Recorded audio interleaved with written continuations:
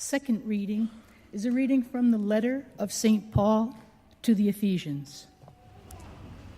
Brothers and sisters, you have heard of the stewardship of God's grace that was given to me for your benefit, namely, that the mystery was made known to me by revelation. It was not made known to the people of other generations, as it has now been revealed to his holy apostles and prophets by the Spirit, that the Gentiles are co-heirs, members of the same body, and co-partners in the promise in Christ Jesus through the gospel. The word of the Lord.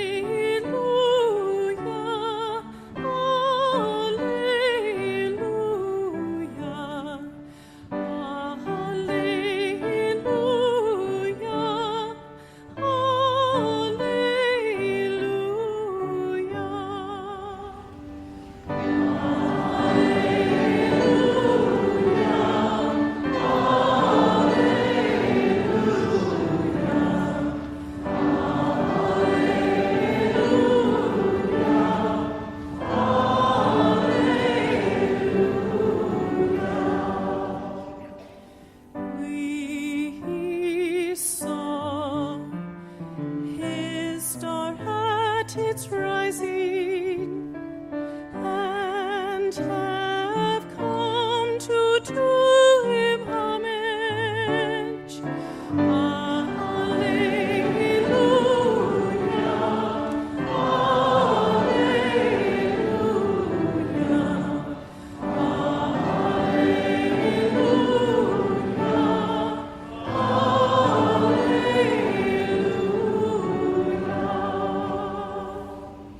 The Lord be with you. A reading from the Holy Gospel according to Matthew. When Jesus was born in Bethlehem of Judea in the days of King Herod, behold, Magi from the east arrived in Jerusalem, saying, "Where is the newborn King of the Jews? We saw his star at its rising and have come to do him homage."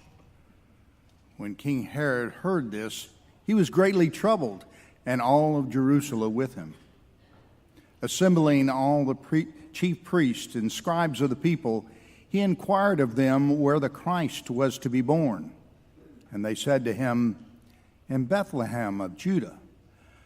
For thus it has been written through the prophets, and behold, Bethlehem, land of Judah, are by no means least among the rulers of Judah, since you shall come as a ruler who is to shepherd my people Israel." Then Herod called the Magi secretly and ascertained from them the time of the star's appearance.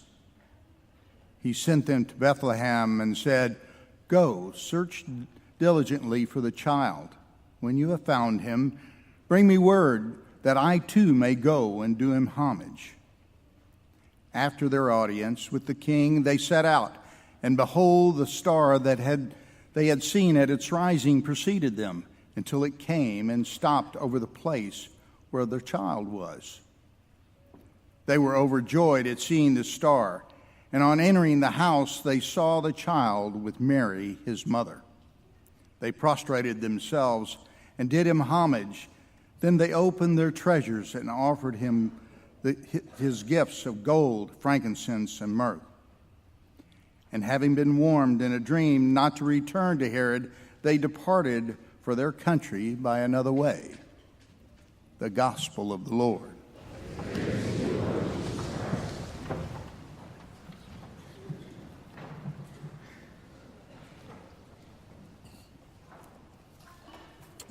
Good morning.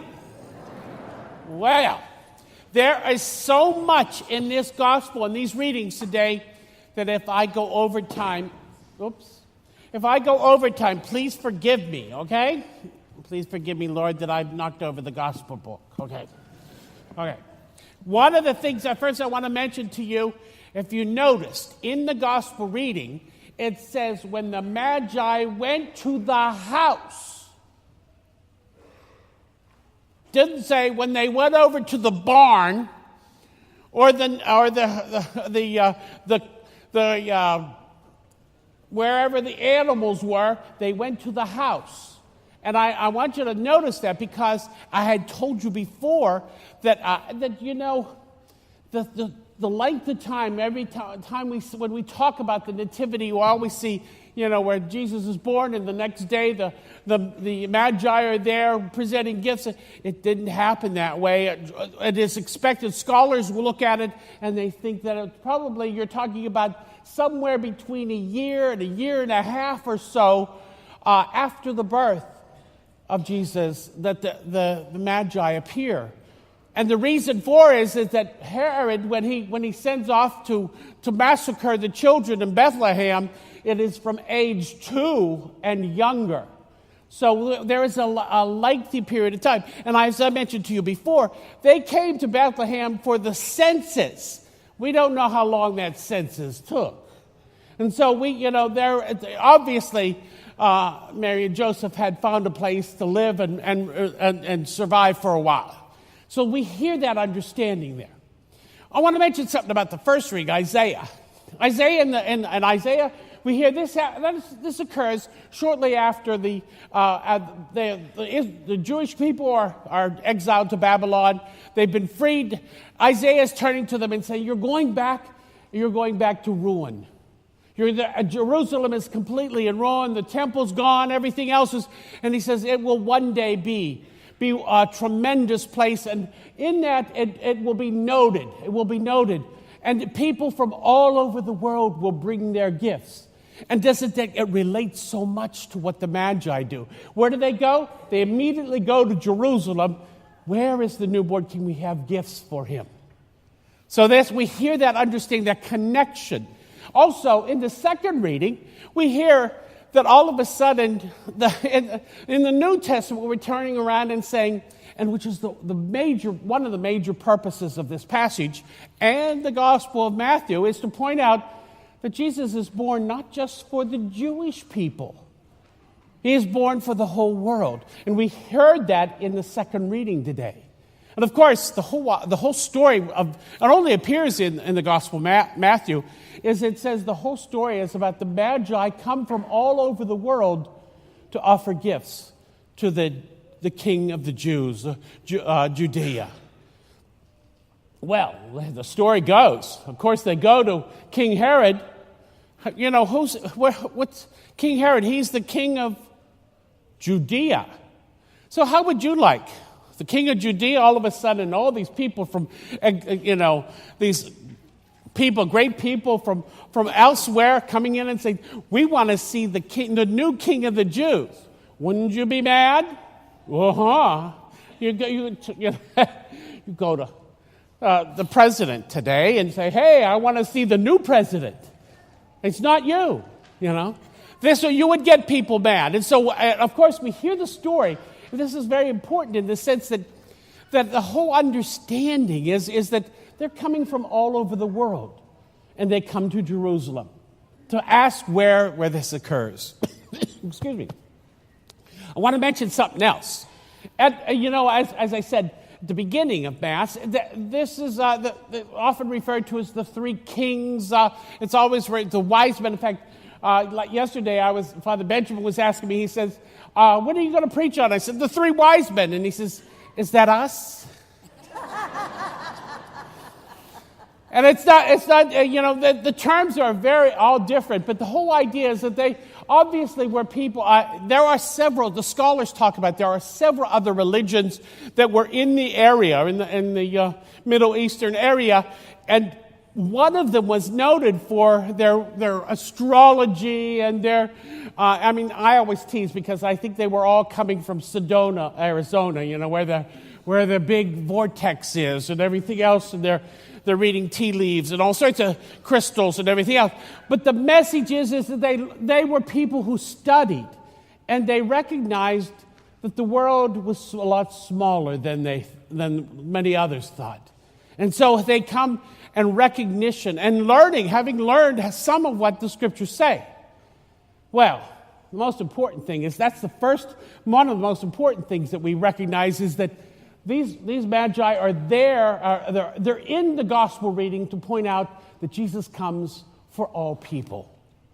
And it goes right throughout the whole gospel, by the way. He comes for all people. Where do we hear in the gospel? They have over and over again, we hear parables. Constant parables where Jesus is telling, we have the story about the son that Jesus tells about the son, two sons, one elder and one younger. One goes and he says, do this, go out and work in the field. And he goes, no, I don't want to do that. And he walks off.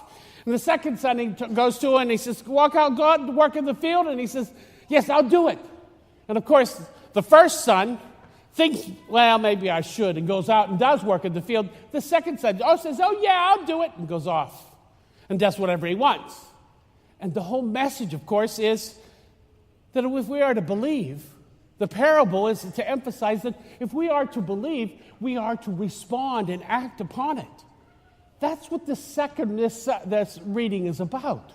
It's throughout the whole gospel. He's laying out the thing is that we hear and understand that when the Magi go to Herod, King Herod, and he says, what's going on here? So what does he do? He calls the scholars and the scripture scholars and everything else of the Jewish people, and they says, where is this child supposed to be born? And they go, oh, yeah, it's in Bethlehem. Duh. Why weren't they there? The message is so obvious, it turns to us and says, we can say that we believe, we can say and use our terms and all the words that we want to say, but if we don't act upon it, if we aren't responding to it, it's waste. We hear that in the scriptures, in the letter of St. James. He says, faith without actions is dead. And it is a reminder to us what our faith is about. Our faith should be working within us. And so we hear in the parables throughout the Gospel of Matthew, constantly. I love the one that turns around to the parable that turns around to us and says, the man who builds his house on rock, it's a great foundation, it's not buffeted by what's going around, and he survives. And then he talks about the man who builds his house on sand. You all know that. We live in Florida, don't we? How many of you have your house built on rock? Duh. So the message is very poignant to us all, because our foundation and our faith has to have some foundation so that we can continue, that we can withstand the difficulties of life. And it has to be working. We hear one parable after another proceed to say this. And that's exactly what the celebration of the Magi, of this Epiphany is about. It's to be awakened to the presence of God and how that we should live it. Not just say, oh, yes, that's nice. Oh, he's going to be born over there. And not do anything about it. We have to live out our faith. Now, one more thing I want to mention. I know I'm going a little bit long. Okay. One more thing I want to... Today we call it the Feast of the Epiphany. Epiphany, what is an epiphany?